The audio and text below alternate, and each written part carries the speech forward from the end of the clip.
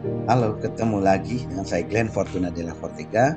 Sebelum membahas materi ini, silahkan Anda melihat materi sebelumnya terkait dengan Menteri Ketenagakerjaan tidak berhak menentukan usia pensiun.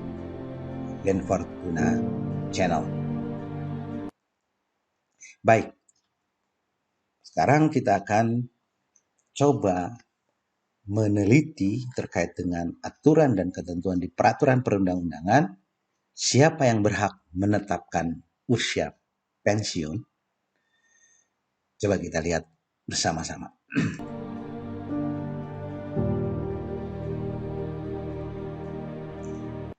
Kita akan merujuk di awal di Undang-Undang Republik Indonesia Nomor 40 Tahun 2004 tentang Sistem Jaminan Sosial Nasional. Karena JHT ada amanatnya di sana, jaminan hari tua ya. Di bagian kelima pada jaminan pensiun ada 4 ayat di sana. Lihat ayat 2 yang saya kuningi itu terkait dengan memasuki usia pensiun. Lalu di ayat 4-nya usia pensiun ditetapkan menurut ketentuan peraturan perundang-undangan. Kita langsung ke pokok masalahnya. Jadi siapa yang menetapkan usia pensiun itu? Ternyata di amanat Undang-Undang 40 tentang SJSN ini, usia pensiun ditetapkan menurut ketentuan peraturan perundang-undangan. Artinya usia pensiun ini karena ada kaitannya dengan jaminan hari tua untuk bisa dicairkan. Seperti di Peraturan Menteri Tenaga Nomor 2 2022 itu. Pasal 39 ayat 4. Ya, jadi usia pensiun ditetapkan menurut ketentuan peraturan perundang-undangan. Lalu pertanyaannya adalah peraturan perundang-undangan yang mana? Oke, baik. Kita lanjutkan, kita telisik bersama-sama. Jaminan hari tua atau JHT, subjek dan objek hukumnya adalah pekerja, buruh, atau karyawan. Kalau kita cari lex spesialisnya terkait dengan pekerja buruh karyawan itu di mana? Adanya di Undang-Undang Ketenagakerjaan. Sebut ini sebagai lex spesialis pertama.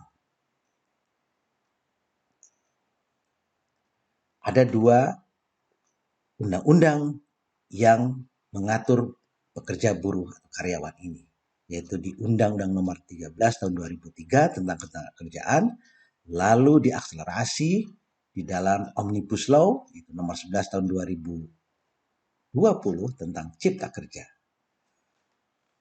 Dalam 2 undang-undang ini terkait dengan usia pensiun itu ada di pasal 154. Pasal 154 di Undang-Undang 13 ini dihapus. Tapi dimunculkan kembali di Ciptaker di nomor 38 Ciptaker. Kita telusuri bersama dulu.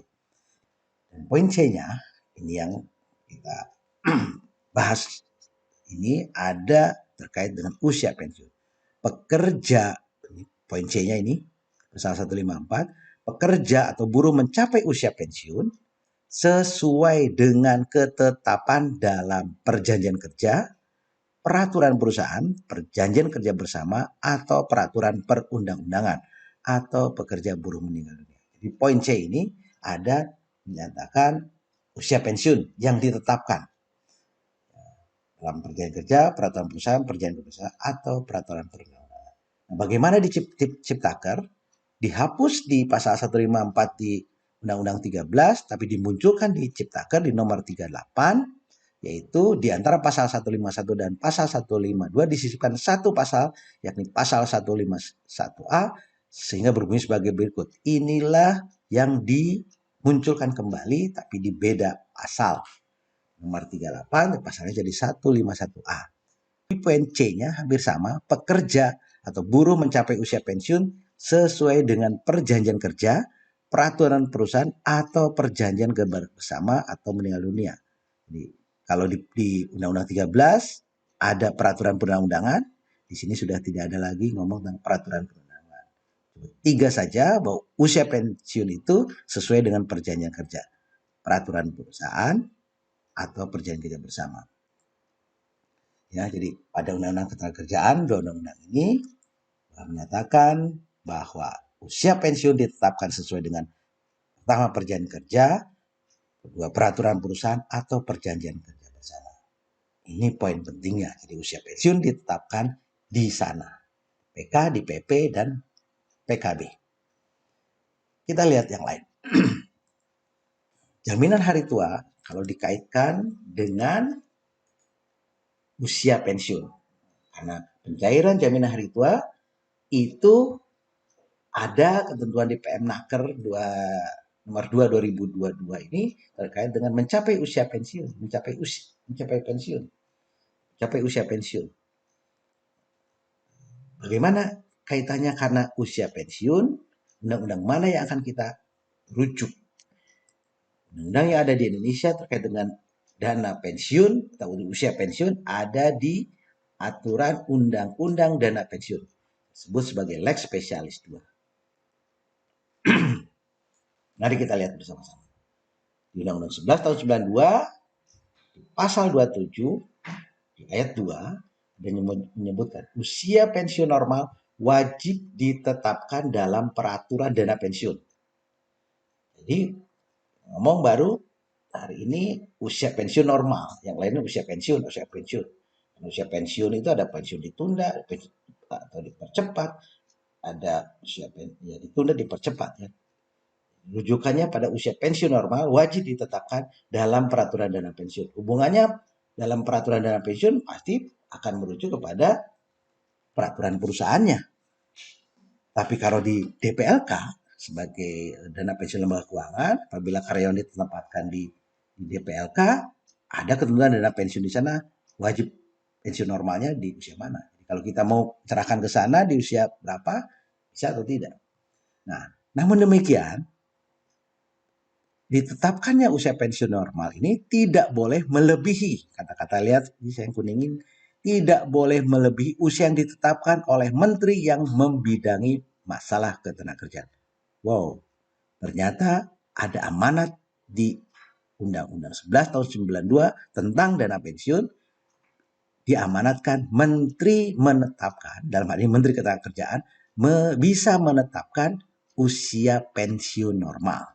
Lihat di ayat 5-nya juga, dalam peraturan dana pensiun dapat ditetapkan batas usia maksimum peserta wajib pensiun.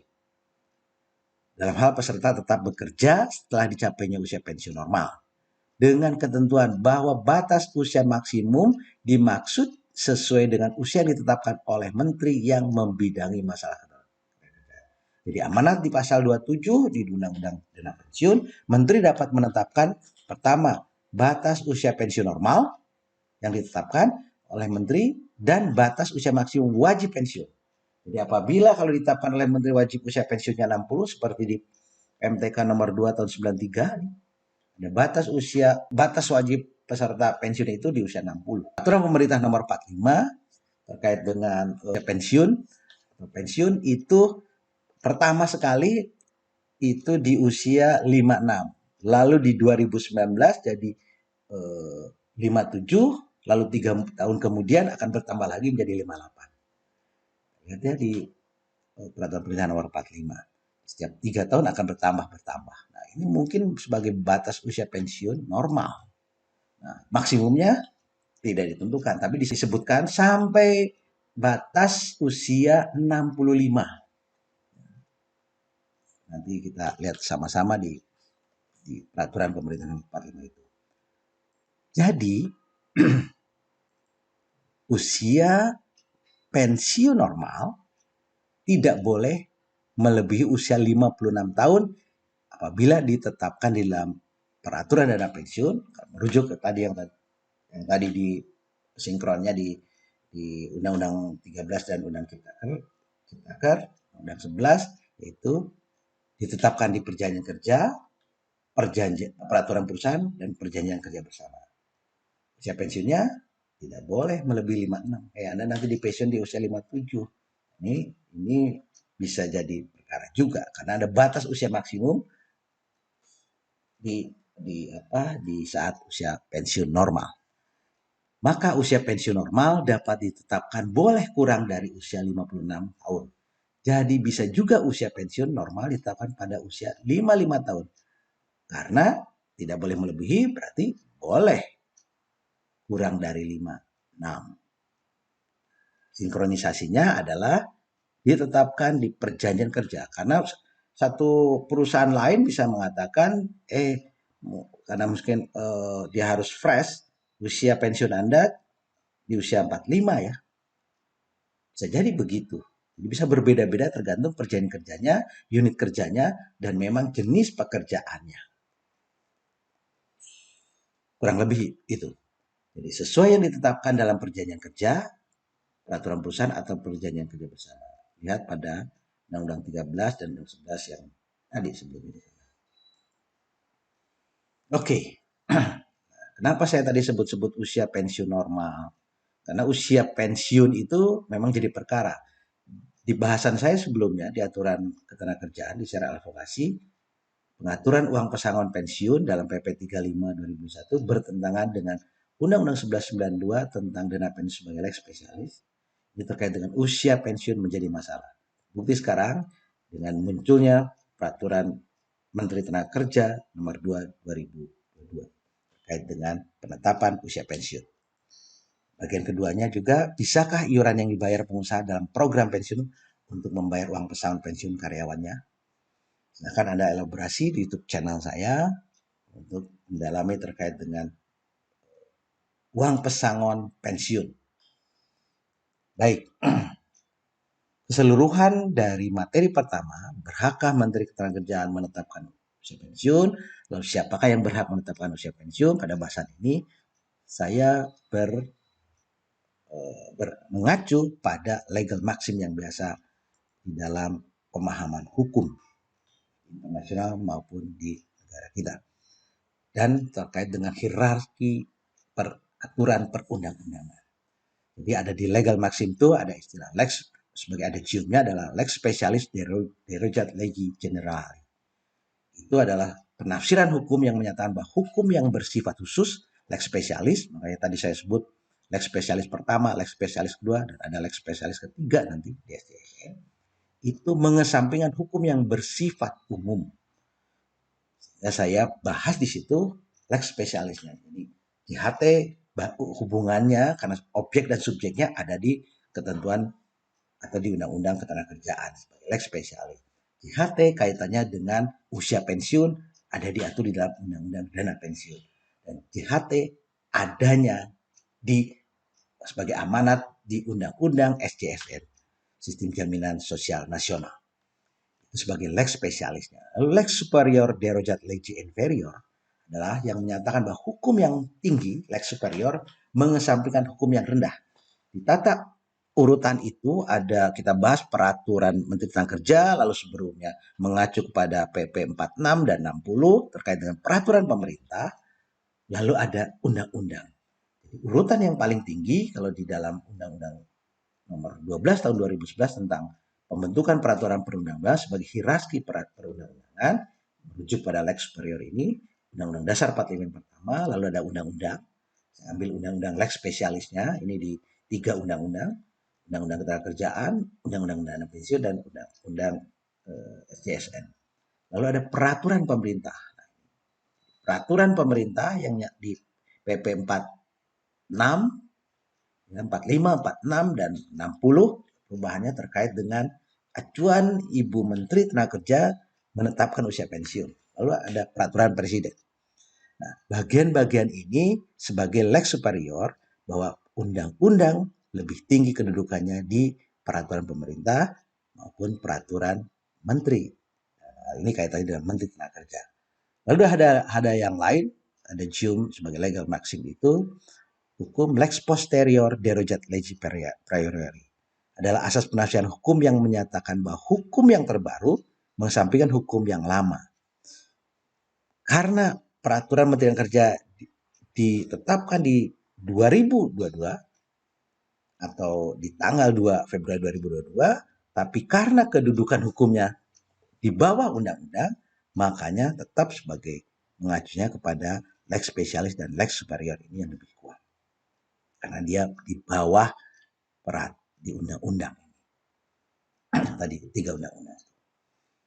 Baik, kita lanjut pada win-win conclusion. Dua bahasan yang pertama terkait dengan berhakkah menteri menetapkan pensiun, lalu hari ini di poin di YouTube di ini sekarang kita membahas terkait dengan siapa yang berhak. Dalam win-win conclusion ini kita tetap mengacu pada jaminan hari tua ada di dalam kaitannya 3 undang-undang sebagai lex specialis dan lex superiori. Undang-undang Tenaga Kerjaan sebagai lex spesialis pertama, Undang-undang Dana Pensiun lex spesialis kedua, dan Undang-undang Sistem Jaminan Sosial sebagai lex spesialis. Kita lihat sebagai win conclusion pada postulat pertama yang berhak menetapkan usia pensiun normal adalah postulat pertama sesuai yang diatur dalam perjanjian kerja atau PK, peraturan perusahaan PPP, dan perjanjian kerja bersama PKB. Ini diamanatkan di 2 undang-undang sebagai lex spesialis, Undang-Undang Tenaga Kerjaan, Undang-Undang Cipta Kerja nomor 11 2020 dan Undang-Undang 13 tahun 2003. Itu diamanatkan seperti itu. Lalu postulat kedua, usia pensiun normal yang diatur pada postulat pertama tidak boleh melebihi usia pensiun normal yang ditetapkan oleh Menteri Ketenagakerjaan. Norma ini adalah mengacu kepada Undang-Undang Dana Pensiun. Menteri dapat menetapkan batas usia pensiun normal dan batas maksimum wajib pensiun. Tetapkan. Tapi di situ ada kata tidak boleh melebihi. Jadi apabila usia pensiun normal yang ditetapkan Menteri Tenaga Kerja di PMK Peraturan Menteri Tenaga Kerja nomor 2 2020 ada usia 56 tahun, maka usia pensiun normal yang diatur dalam PP, PKB bisa di usia di bawah 56. Bisa 45, bisa 55 tahun. Kenapa?